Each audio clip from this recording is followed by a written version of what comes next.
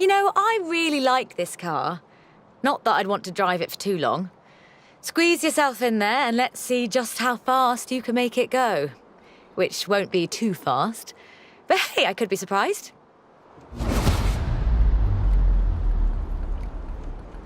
The Peel P50 has the dubious honour of being the smallest production car in the world. A one-door microcar coupe, featuring a 42cc air-cooled engine capable of a heinous 38 miles an hour. And a handle so you can pick it up and carry it with you when you get to work. And keep in mind that this is the production version.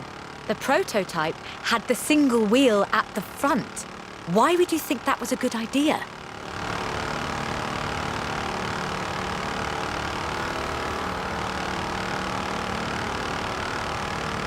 In 2010, though, production restarted at Sutton in Ashfield.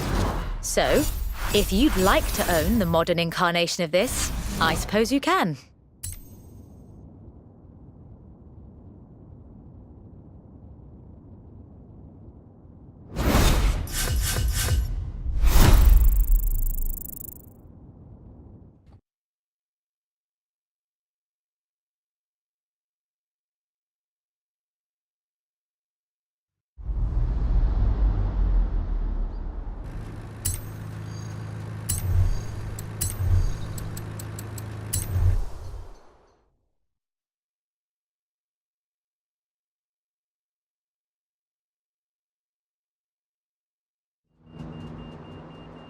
Hey there! How about a car with some actual legroom and some actual speed? This section's about what happened when McLaren decided to make a road car. You're going to enjoy this.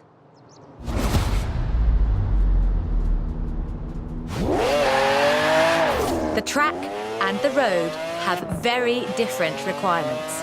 For McLaren, that was a challenge they were more than willing to embrace. In 1988, they set out to create the finest sports car the world has ever seen.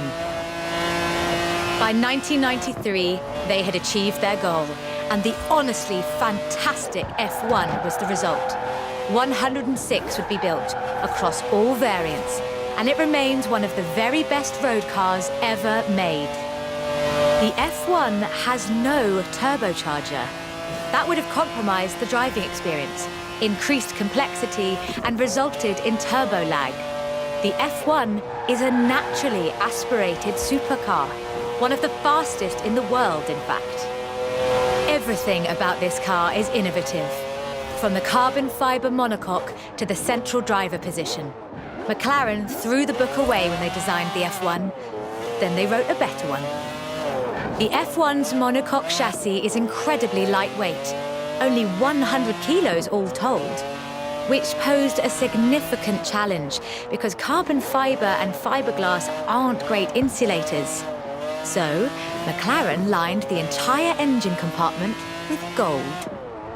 In 1998, the F1 prototype set the world record for fastest production car, a record that would stand for 2 decades until the Koenigsegg CCR claimed the crown. McLaren's racing heritage is so deeply ingrained in this machine that they took it to Le Mans in 1995 and faced off against purpose-built racing machines, and won.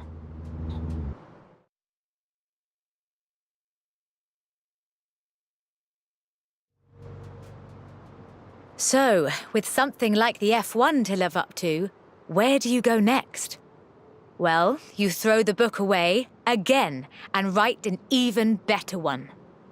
The result is the McLaren P1, a hybrid electric sports car that stands head and shoulders above the F1. The P1 GTR will hit 60 miles an hour in 2.4 seconds. That's 0.7 seconds faster than the F1. That's an eternity for a supercar.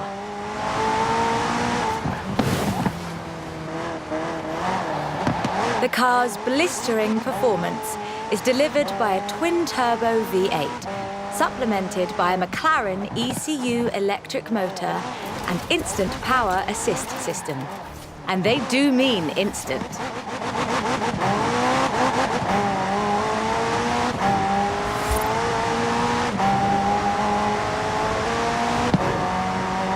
Remember those problems with turbo lag?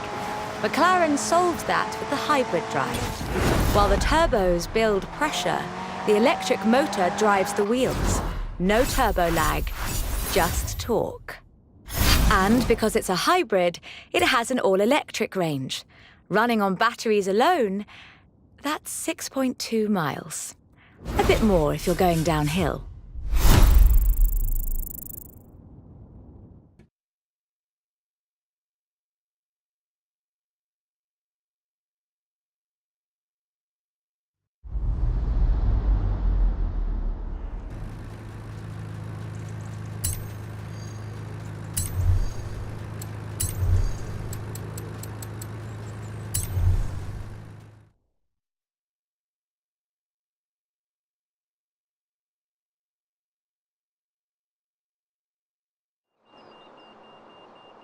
I quite like sleeper cars. Did Alex ever tell you the story of what we got up to in Colorado? There was this sleeper car competition, you see. Let's just say no one was ready for the sunbeam.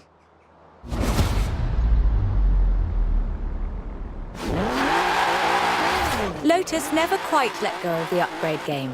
So in addition to building their own supercars, they upgraded cars from other marques too. The Lotus Carlton was one such aftermarket upgrade. Lotus took a respectable four-door Vauxhall saloon and turned it into a supercar. From the outside, there are a few signs that this is something special. Wider wheel arches, that sort of thing. But under the bonnet, that's where the magic starts. Engine capacity was increased to 3.6 litres, and twin Garrett T25 turbochargers were added. The engine block was reinforced, and new crankshafts were forged by Opel and machined in Germany. The tyres were widened, and the tyre compound from the Lotus Esprit was used. To handle camber change issues, they put in the self-leveling suspension from the Opel Senator. The only upgrade they didn't put in was an electronic speed limiter. All of this resulted in the Lotus Carlton, designated Type 104 by Lotus. A 177 miles per hour supercar, masquerading as a four-door saloon.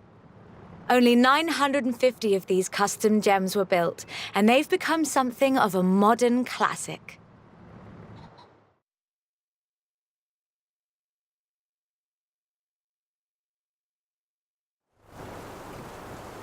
The Lotus Carlton was an example of how to turn a saloon into a supercar, but that's not the only thing Lotus got up to. In 1979, Chrysler approached Lotus to create a strict rally version of their Sunbeam three-door hatchback. Lotus, as you might imagine, rather enjoyed the challenge. They took the rear-wheel drive hatchback and changed everything that matters. They stiffened the suspension, improved the anti-roll bars, and widened the transmission tunnel.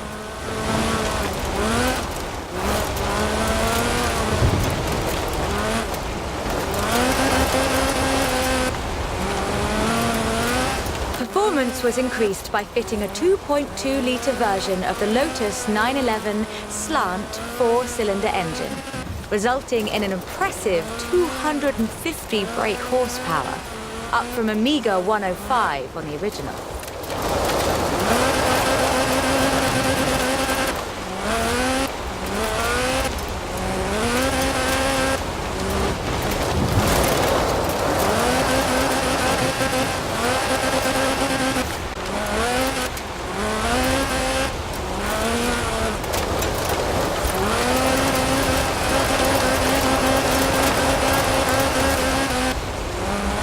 The Lotus Sunbeam was revealed to the public in 1979 in Geneva to widespread praise in the motoring media.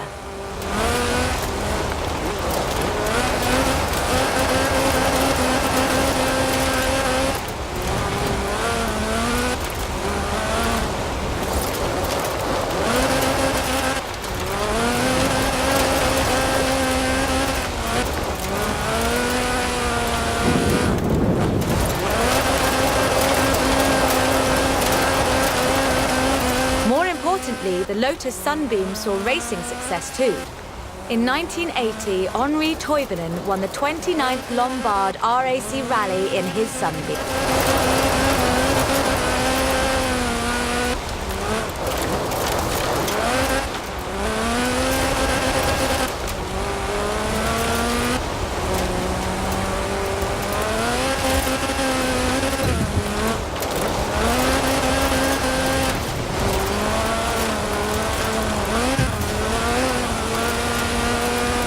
Makes you wonder if Lotus should do more conversion. It's a silly question, actually. Lotus should do more conversions. In fact, I'll call them right now.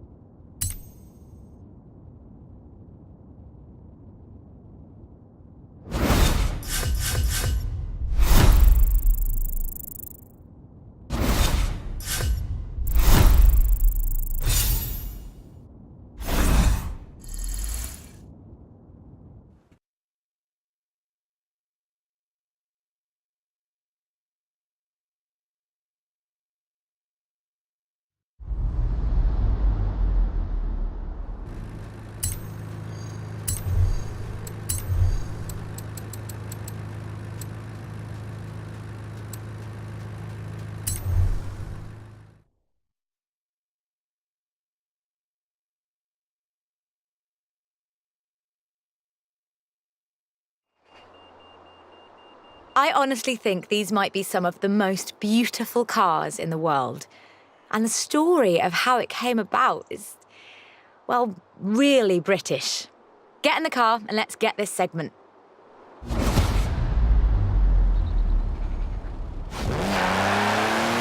Jaguar is a bit of a favourite of mine. The company is almost 100 years old and was originally founded to build sidecars for motorcycles. The car that really set the bar, I think. The 1961 E-Type. When he saw it, Enzo Ferrari called it the most beautiful car in the world. High praise indeed. He wasn't alone in his admiration. Accolades have followed this car ever since. It's been in movies, comics, games, and TV shows. Unlike some later cars in the marque, it wasn't just looks though. The E-Type was light and fast. It would do 153 miles an hour and stopped on innovative four-wheel brakes that were better than anything Ferrari or Porsche or even Mercedes-Benz had. It was solid too, with a design based on the D-Type that won the 24 Hours of Le Mans 3 years in a row.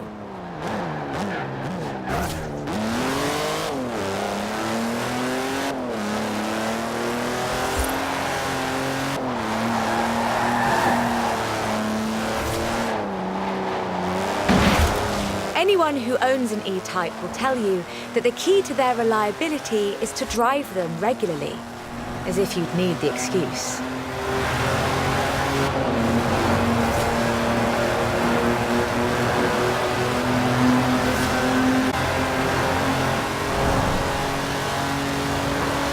About 2,500 were built, and they're a common sight at auto shows, and surprisingly reasonably priced. All in all, an almost perfect Jaguar.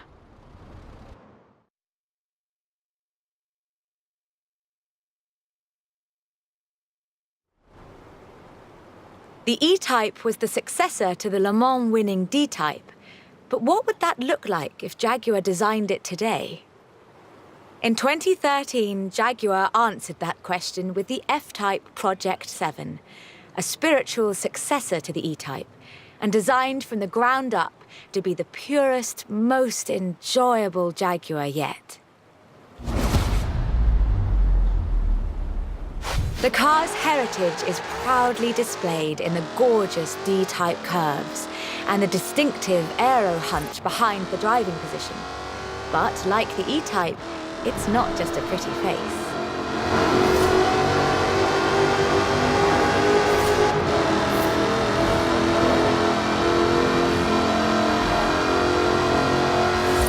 By a 5-litre V8 supercharged engine, With a fully aluminium body, it's blisteringly fast, with a 0 to 60 speed of 3.8 seconds and a top speed of 186 miles an hour. A car as beautiful as this must surely have been a carefully authored design. Actually, it started as a sketch by designer César Pierre, thrown together one Friday in his free time. Jaguar's design director, Ian Callum, saw the sketch in a thumbnail on César's computer during a meeting and asked him what it was. The rest is history.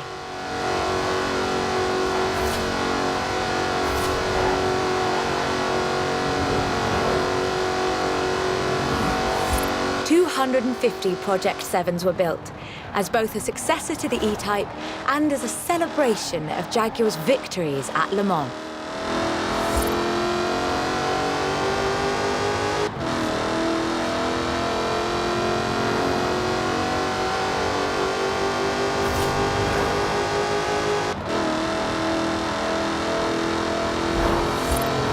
I think I speak for all of us when I say, thank heavens for César's Friday afternoon doodle.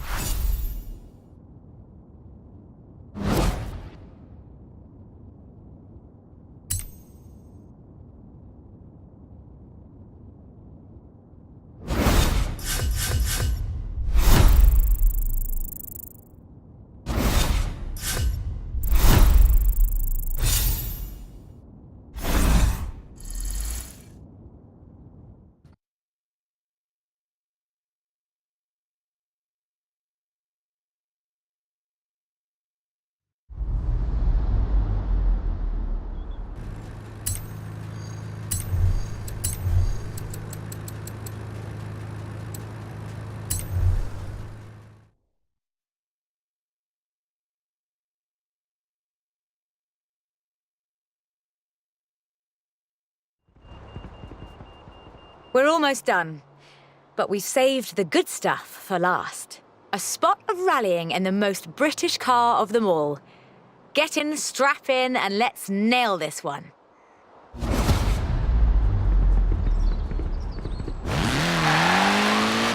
There is one car built in Great Britain that is, quite fairly, considered one of the most influential cars of the century.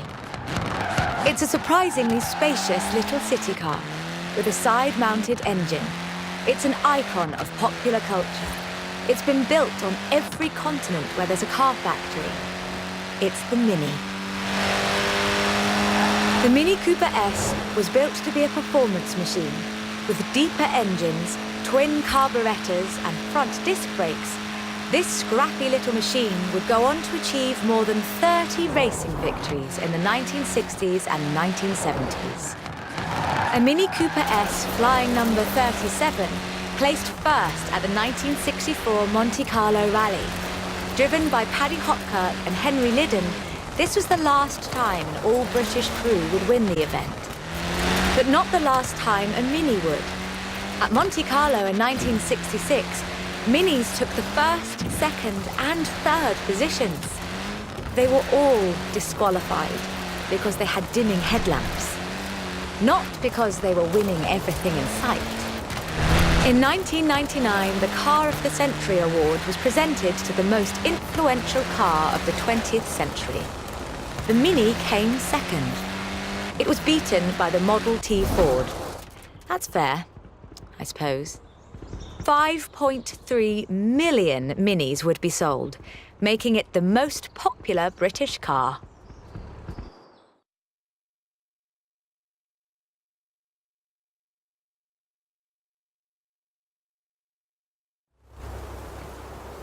And then in 2000, BMW resumed production of the Mini, breathing new life into the iconic marque.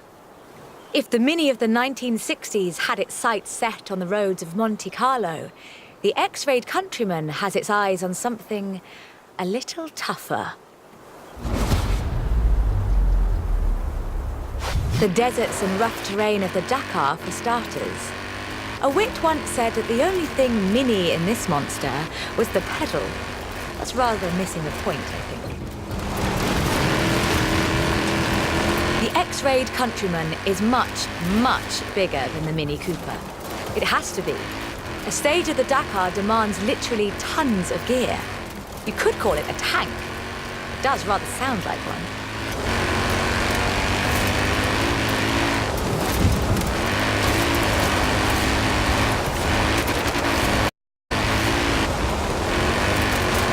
When Mini's X-Rayed division set out to build this thing, they had one goal in mind: winning the Dakar. And they did, every year, from 2012 to 2015.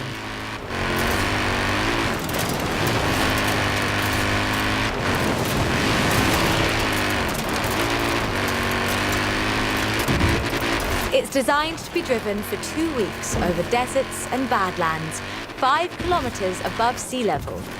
And it still handles like a hot hatch on a nice bit of dry airstrip. Owners come and go. The heritage of a car like the Mini is more than who owns the keys to the shop. I fully expect to see Mini's wings flying for another century.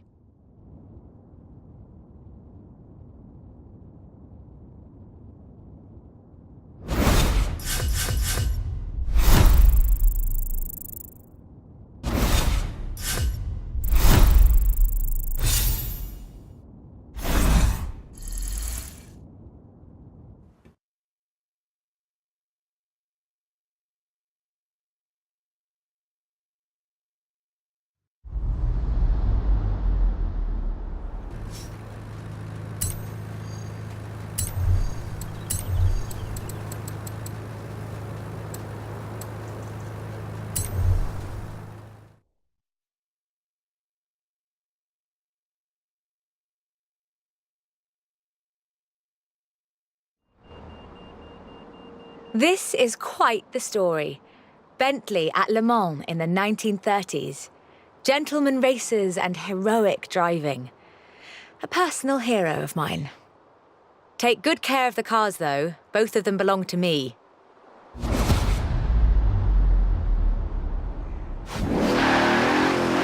Bentley. A company founded in 1919 in Cricklewood, North London, and purchased by Rolls-Royce in the 30s. A company synonymous with both racing and luxury. Perhaps the best example I know of those two extremes of British engineering. For almost a century, every Bentley was hand-built to exacting standards. So at the beginning of the 21st century, when Bentley revealed their first mass-produced car, there were a great many questions.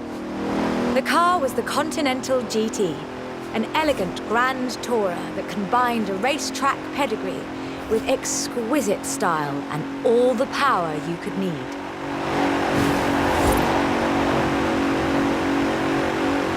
The move to mass production has done nothing to blunt the Bentley experience. The 2017 Continental Supersport is responsive, fast, and beautifully designed.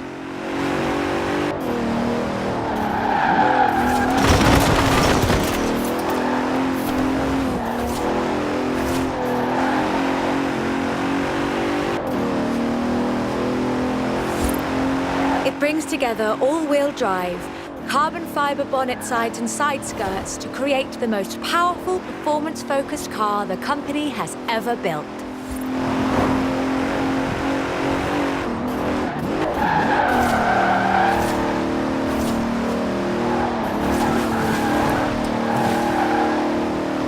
But never forget, Bentley's pedigree is racing, and the Bentley Continental embraces that. In 2007, a largely standard Continental Speed GT broke Bugatti's record for the flying kilometre on the frozen Baltic Sea. And then in 2011, they broke their own record. 205 miles an hour, both ways, on ice. Even when building these gorgeous Grand Tourers, Bentley is driven to excellence.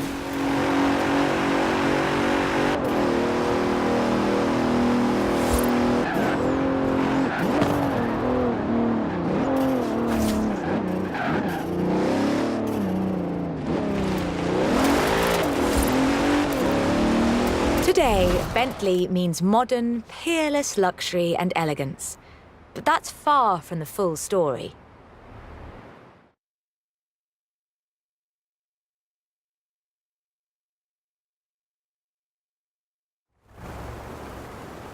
A century ago, Bentley meant something else entirely. It meant Le Mans. In 1930, eccentric race team owner Dorothy Paget financed a rather special Bentley at the Le Mans. It was a 4.5-litre supercharged masterpiece, driven by Sir Henry Bentley Boy Birkin. It posted the fastest time on the day, but it failed to finish. But what a race it was! Sir Henry's courageous driving forced Rudolf Caracciolla's 7-litre Mercedes out of the race at the cost of his own victory. But in doing so, he ensured that the Bentley Sixes would take the victory.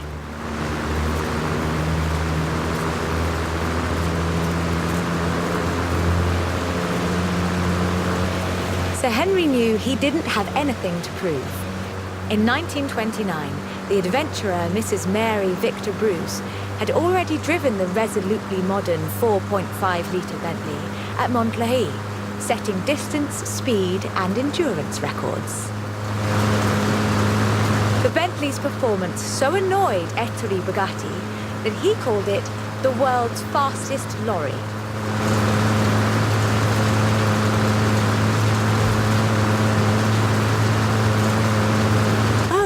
And when the blower finally went on auction in 2012, it fetched more than enough to get yourself a Veyron and a racing truck.